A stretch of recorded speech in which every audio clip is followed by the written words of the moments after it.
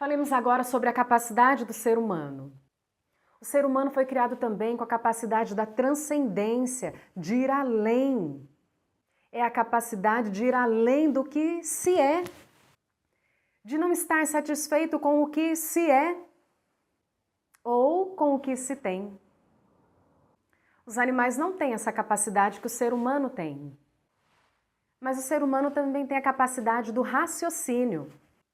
O ser humano é o único animal com a capacidade para pensar, avaliar e decidir. Mas o pecado destruiu em parte essas capacidades. Pensemos agora no propósito de Deus em criar o ser humano. O ser humano foi criado para viver uma vida de comunhão com Deus. Como resultado da presença de Deus em sua vida, viveria em amor e serviço para com os outros. Viveria em harmonia consigo e com a natureza. Deus o colocou em uma situação privilegiada. Primeiro criou todas as coisas. A gente encontra lá em Gênesis 2, do versículo 1 ao 3, e depois colocou o ser humano como mordomo da criação. Gênesis 2, versículo 15. Vamos ler? Gênesis 2, 1 a 3 diz assim: Assim, pois, foram acabados os céus e a terra e todo o seu exército, e havendo Deus terminado no dia 7º a sua obra que fizera, descansou nesse dia de toda a sua obra que tinha feito. E abençoou Deus o dia 7º e o santificou, porque nele descansou de toda a obra que como Criador fizera. E o versículo 15. Tomou, pois, o Senhor Deus ao homem e o colocou no jardim do Éden para o cultivar e o guardar. A mordomia está aqui. Deus deu, assim, uma responsabilidade para o ser humano, a administrar a sua obra.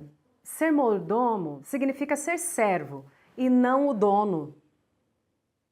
Outro assunto muito importante sobre o ser humano, a sua situação atual, sua história, nossa história, é falar sobre a queda do ser humano.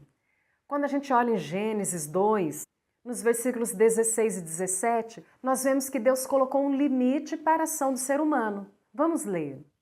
E o Senhor Deus lhes deu esta ordem: de toda árvore do jardim comerás livremente, mas da árvore do conhecimento do bem e do mal não comerás, porque no dia em que dela comeres, certamente morrerás.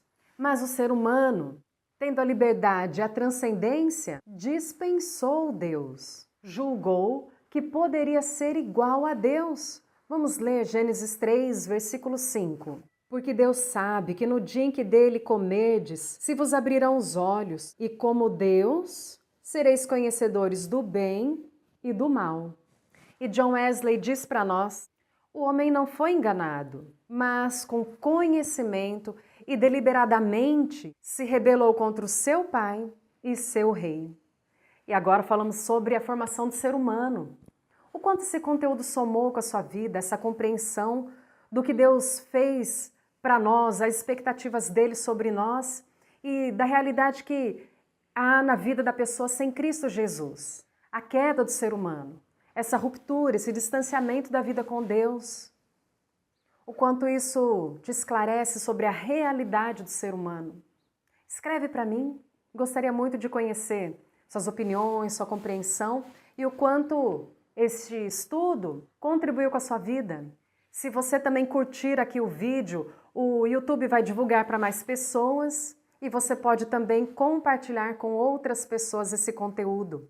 Está fazendo bem para você? Está acrescentando na sua história? Abençoe outras pessoas compartilhando o vídeo. Muito bom esse tempo juntos, assim eu encerro esse vídeo e te espero no próximo.